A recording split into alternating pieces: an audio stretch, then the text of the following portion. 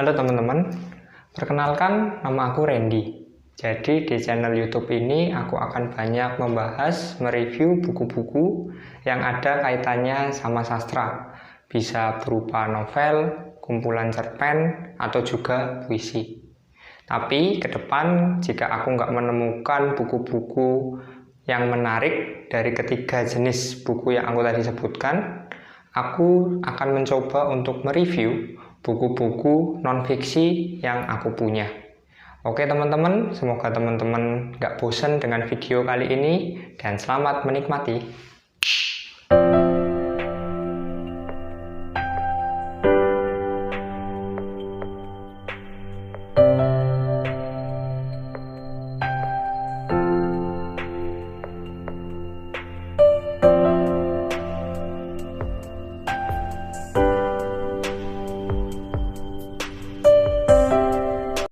Oke, kali ini aku akan mencoba mereview sebuah buku yang menjadi favorit aku dari semua buku yang aku punya. Kenapa buku ini menjadi favorit? Karena pertama, ceritanya ringan, yang kedua, ceritanya lucu, dan yang ketiga, jumlah halamannya itu tidak begitu banyak.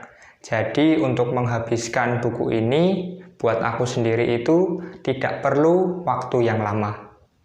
Oke, apa buku itu? Ya, bukunya adalah ini. Para Bajingan yang Menyenangkan. Penulisnya adalah Putut E.A. dan juga penerbitnya adalah Buku Mojok. Pertama kali lihat tulisan-tulisan Mas Putut itu aku lihatnya di sebuah situs, yang mana di situs itu isinya adalah tulisan-tulisan dengan gaya yang satir dan juga lucu buat aku. Nama situsnya adalah mojok.co. Nah, berawal dari baca tulisan-tulisan Putut E.A. di situ, aku mulai mencari akun sosmednya, dan ternyata di akun Facebooknya Putut E.A. itu cukup aktif dan seringkali menulis status-status yang cukup panjang. Dan buat aku sendiri, status-status itu enak untuk dibaca juga. Jadi berawal dari situ, aku mulai membeli karya-karyanya, mulai membaca buku-bukunya, dan jujur untuk koleksi-koleksi yang aku punya itu mayoritas adalah buku-buku dari Putut E.A. Dan buat aku, buku Para Bajingan yang Menyenangkan ini adalah buku yang paling menarik dan memberi kesan yang baik lah, dan paling menyenangkan dari semua buku Putut E.A. yang aku punya.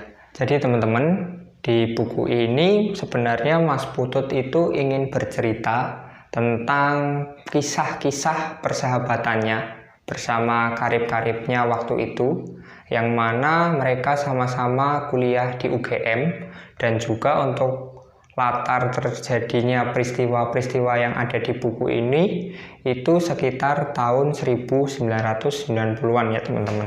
Jadi pada waktu itu Mas Putut itu punya sekelompok atau apa ya namanya, geng lah ya ibaratnya, yang terdiri dari 6 orang termasuk Mas Putut sendiri.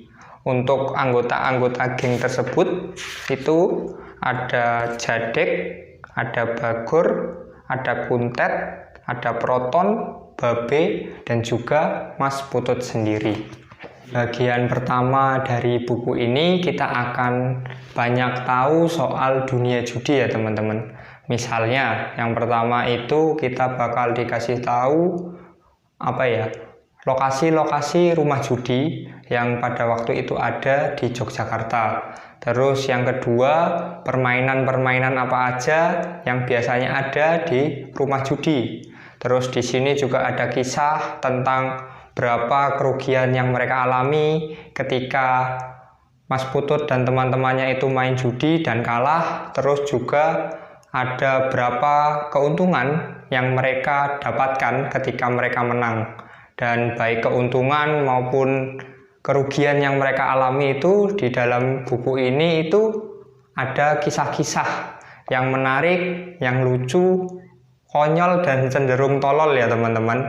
Di bagian pertama ini kita akan melihat bagaimana Mas Putut itu memberikan porsi yang lebih besar buat salah seorang temannya, salah seorang tokoh yang namanya adalah Jadek.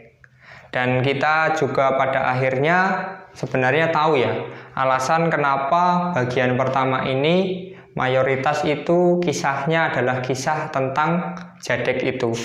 Karena di halaman pertama nanti kita bisa membaca bahwa alasan dibuatnya buku ini salah satunya adalah untuk mengenang, untuk mengekalkan kisah-kisah persahabatan yang Mas Putut alami bersama almarhum ketika almarhum masih hidup pada waktu itu. Lalu untuk di bagian kedua ini teman-teman, ini berkisah tentang salah satu tokoh yang ada di dalam kelompok judi Mas Putut tadi. Ya, kalau yang bagian pertama itu porsinya lebih besar ke tokoh Jadek. Nah, untuk ke bagian 2 ini, tokoh yang akan diberikan porsi besar dalam buku ini ya namanya Bagor. Seperti judul di bagian 2 ini, Bagor 20 tahun kemudian. Sebenarnya di bagian kedua dari buku ini, aku sudah beberapa kali melihat tulisan-tulisan yang ada di bagian 2 ini di status Facebooknya Mas Putut EA. Karena seingat aku, Mas Putut itu dulu seringkali membuat status-status panjang, cerita-cerita yang lumayan panjang soal Bagor di status Facebooknya. Dan ketika aku membaca buku ini, terutama di bagian yang kedua, aku teringat status-status yang pernah aku baca itu. Dan ya, sampai sekarang pun ketika sudah dibaca berkali-kali, aku masih merasa kisah-kisah yang ada di bagian kedua ini masih sama lucunya, sama seperti ketika aku membaca pertama kali. Dan di bagian 2 ini kita juga tidak hanya disuguhkan dengan cerita-cerita konyol soal Bagor, bagaimana seorang Bagor, wataknya, perangainya, ataupun pola pikir Bagor yang seringkali kalau nanti teman-teman baca buku ini akan membuat kita heran seheran-herannya, sampai berpikir kok ada ya orang yang senekat, yang sekonyol Bagor ini.